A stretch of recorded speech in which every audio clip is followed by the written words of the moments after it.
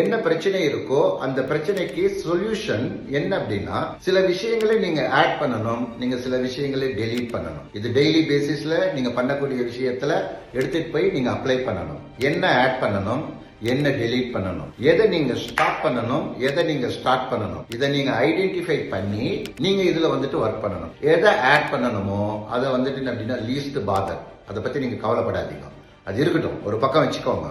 நீங்க இமிடியேட்டா பண்ண வேண்டியது எதை உங்களோட வாழ்க்கையில இமிடியேட்டா நீங்க டெலீட் பண்ணணும், அதை நீங்க ஸ்பாட் பண்ணி ஐடென்டிஃபை பண்ணி உடனே உடனே நீங்க அதை அப்படின்னா நீங்க டெலீட் பண்ணணும். நீங்க பண்ணி பாருங்க, தானா மீதி விஷயங்கள் என்ன டெலீட் ஆகணும்னு நீங்க மீதி எழுதிருக்கீங்களோ தானா டெலீட் ஆகும்.